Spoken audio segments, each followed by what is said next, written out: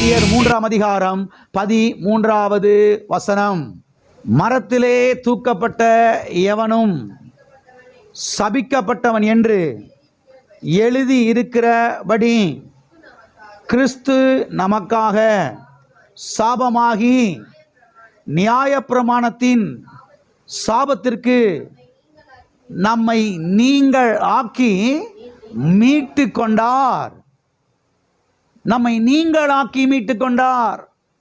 கடந்த பல வாரங்களாக redemption from the curse of poverty, வறுமையின் சாபத்திலிருந்து விடுதலை, வறுமையின் சாபத்திலிருந்து மீட்பு என்கிற இந்த சத்தியத்தை நாம் ஞாயிற்றுக்கிழமை காலை ஆராதனைகளிலே நாம் பார்த்து கொண்டு வருகிறோம், நாம் தியானித்து கொண்டு வருகிறோம்.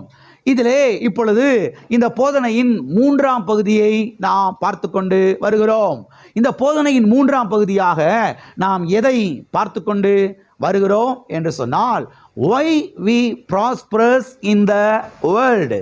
நாம் ஏன் இந்த பூமியில் செழிக்க வேண்டும், நாம் ஏன் இந்த பூமியில் செல்வ செழிப்பாய் வாழ வேண்டும், நாம் ஏன் இந்த பூமியில் ஐஸ்வர்யம் உள்ளவர்களாய் வாழ வேண்டும் என்பதற்கான காரணத்தை, பதிலை இந்த 3ஆம் பகுதியிலே நாம் பார்த்து கொண்டு வருகிறோம்.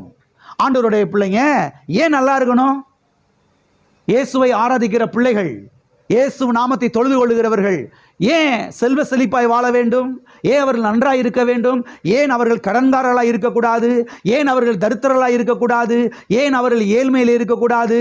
ஏன் அவர்கள் பசியிலும் பட்டினியில் இருக்கக்கூடாது? ஏன் அவங்க நல்லா இருக்கணும்? இதற்கான காரணத்தை தான் இந்த 3வது பகுதியிலே நாம் பார்த்து கொண்டு வருகிறோம். இதிலே முதல் பதில் நாம் பார்த்தோம். முதல் பதில் என்ன? நாம் செழிப்பாய் இருப்பது தேவனுடைய சித்தம். இரண்டாவது காரணம், இரண்டாவது பதில் என்ன? தேவனுடைய நாமத்தை இந்த பூமியிலே மகிமைப்படுத்த, அதற்காகவே நாம் என்ன செய்யணும்? நல்லா இருக்கணும். ஆமென். மூன்றாவதாக, ஐஸ்வர்யத்தை சம்பாதிப்பதற்கான அந்த பலனை, அந்த சக்தியை, அந்த வல்லமையை, அந்த ஆற்றலை, அந்த ஆசீர்வாதத்தை, அந்த கிருபையை, அந்த ஞானத்தை, அந்த யுக்தியை, அந்த திட்டத்தை அவரே நமக்கு தருகிறபடினாலே நாம் இந்த பூமியிலே ஐஸ்வர்யம் உள்ளவர்களாய், செழிப்புள்ளவர்களாய் என்ன செய்ய வேண்டும்? இருக்க வேண்டும், வாழ வேண்டும். ஓகே, இன்றைக்கு 4வது காரியத்தை நாம் பார்க்க போகிறோம். நாம் ஏன் இந்த பூமியில் ஐஸ்வர்யம் உள்ளவர்களாய் இருக்க வேண்டும்? நாம் ஏன் இந்த பூமியில் ஐஸ்வர்யம் உள்ளவர்களாய் இருக்க வேண்டும் என்பதற்கான 4வது காரணம், 4வது பதில் என்னவென்று சொன்னால், தரித்திரம் என்ற சாபத்திற்கு நாம் தப்பித்துக் கொள்ளும்படியாக, தரித்திரம் என்கிற சாபத்திற்கு நாம் தப்பித்துக் கொள்ளும்படியாக, தப்பித்துக் கொள்வதற்காக நாம் இந்த பூமியில் ஐஸ்வர்யம் உள்ளவர்களாய், செழிப்புள்ளவர்களாய் நாம் இருக்க வேண்டும். அருமையானவர்களை கவனியுங்கள். அநேக கிறிஸ்தவர்கள் என்ன நம்புகிறார்கள் என்றால், தரித்திரம் என்பது அது ஒரு ஆசீர்வாதம் என்று நம்புகிறார்கள். எது ஆசீர்வாதம்? இதெல்லாம் எங்க போய் சொல்றதுன்னு தெரியல. தரித்திரம் தான் ஆசீர்வாதமா? தரித்திரம் என்பது ஒரு ஆசீர்வாதம் என்று கிறிஸ்தவர்கள் நம்புகிறார்கள். தரித்திரத்தில் வாழ்றதுதான் ஆசீர்வாதம், பசியிலும் பட்டினியிலும் வாழ்றதுதான் ஆசீர்வாதம் என்று அநேக பாஸ்டர்கள், அநேக கிறிஸ்தவர்கள் நம்புகிறார்கள். அருமையானவர்களை கவனியுங்கள். தரித்திரம் என்பது அது ஆசீர்வாதம் அல்ல.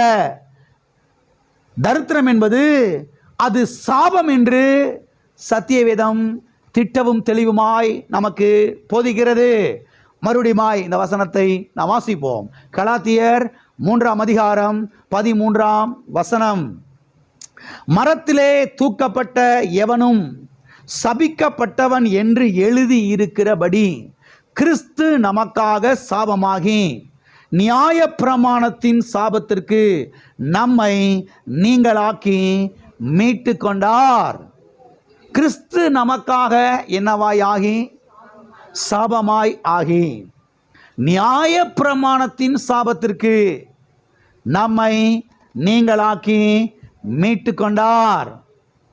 நியாயப்பிரமாணத்தின் சாபம் 3 வகைப்படும்.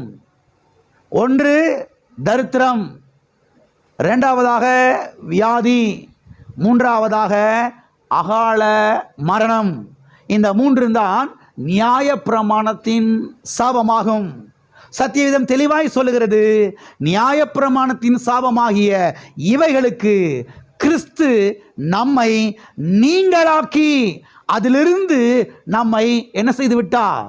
மீட்டு கொண்டார். என்ன செய்து கொண்டார்? மீட்டு கொள்வாரா? மீட்டு கொள்ள போகிறாரா? இல்ல மீட்டு கொண்டாரா? ஆண்டவர் பார்த்து என்னைக்கு மீட்பாரோ அன்னைக்கு மீட்கட்டும். ஆண்டவர் பார்த்து என்னைக்கு விடுதலை ஆக்குவாரோ அன்னைக்கு விடுதலை ஆக்கட்டும். சில கிறிஸ்தவங்க கனவு காண்டுகிட்டு இருக்கிறாங்க. கர்த்தர் மீட்டு கொண்டு எவ்வளவு வருஷங்கள் ஆச்சு. நீங்க என்றைக்கு இயேசு கிறிஸ்துவை ஆண்டவராக ஏற்றுக்கொண்டீர்களோ, இயேசு கிறிஸ்துவின் கல்வாரி பாடுகளை விசுவாசித்தீர்களோ, என்றைக்கு இயேசுவை மீட்பராக ஆண்டவராக இரட்சகராக ஏற்றுக்கொண்டீர்களோ, அன்றைக்கே ஆண்டவராக இயேசு கிறிஸ்து உங்களை நியாயப்பிரமாணத்தின் சாபத்திலிருந்து நீங்களாக்கி மீட்டு கொண்டார். இந்த வெளிச்சம் முதலாவது உங்களுக்கு வரணும். ஆண்டவர் என்னைக்கு மீட்பாரோ தெரியல. ஒருவேளை 2ஆம் வருகையில் ஆண்டவர் மீட்பாரோ? இல்லை இல்லை இல்லை இல்லை. ஏற்கனவே என்ன செஞ்சிட்டாரு? வேத வசனம் அப்படித்தான் போதிக்கிறது. நியாய பிரமாணத்தின் சாபத்திற்கு நம்மை நீங்களாக்கி மீட்டு கொண்டார். அப்ப இந்த வெளிச்சம் நமக்கு வரணும். மீட்டுக்கொள்வார், மீட்டுக்கொள்வார், மீட்டுக்கொள்வார், காப்பாற்றுவார், காப்பாற்றுவார்ல, காப்பாத்திட்டாரு. நியாய பிரமாணத்தின் சாபத்திலிருந்து என்ன செஞ்சாரு? நம்மளை காப்பாத்திட்டாரு. ஒரு மனுஷன் கிணத்துக்குள்ள கிடக்குறா, போய் தூக்கி வெளியில கொண்டு வந்தாச்சு. வெளியில கொண்டு வந்த பிறகு என்னை காப்பாத்துங்க, என்னை காப்பாத்துங்க, என்னை காப்பாத்துங்கன்னா அறிவு இல்லைன்னு அர்த்தம். எல்லாம் இருக்கிறீங்களா? வீட்டுக்கு போயிட்டீங்களா? என்ன தானே இருக்கீங்க? கிணத்துக்குள்ள இருந்து வெளியில கொண்டு வந்தாச்சுங்க, காப்பாத்தியாச்சு. இப்போ என்னை காப்பாத்துங்க காப்பாத்துங்கன்னா பட்டரியில் ஓங்கி ஒரு போடு போட்டு, ஏண்டா உனக்கு அறிவு இருக்கா இல்லையா? இப்போ எங்கே நிற்கிற? கிணத்துக்கு வெளியில் நிற்கிற, தரையில் நிற்கிற, தலையை நல்லா தோட்டிட்டு போய் வீட்டில் போய் ரெஸ்ட் எடுப்போம். அதை விட்டு போட்டு காப்பாத்துங்க காப்பாத்துங்கன்னா எல்லாம் இருக்கிறீங்களா? போயிட்டீங்களா?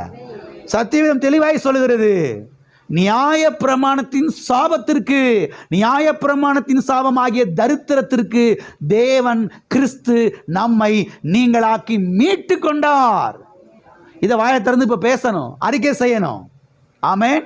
எல்லா கரங்களை வைத்து சொல்லுவோம், கிறிஸ்து எனக்காக சாபமாகி நியாய பிரமாணத்தின் சாபத்திற்கு என்னை நீங்களாக்கி மீட்டு கொண்டார். ஆமென். மீட்டு கொண்டார். ஆண்டவர் என்னைக்கு முகம் பார்ப்பாரோ தெரியல. முகமெல்லாம் பார்த்துட்டாரு. முகமெல்லாம் பார்த்து கல்வாரி சிலுவையில் 2000 வருஷத்துக்கு முன்பதாக உங்களை மீட்டுட்டாரு. ஆமென். இப்ப நான் மீட்கப்பட்டிருக்கிறேன், நான் விடுதலையாக்கப்பட்டிருக்கிறேன் என்று வாயை திறந்து என்ன செய்ய ஆரம்பிக்கணும்? பேச வேண்டும். ஆமென்.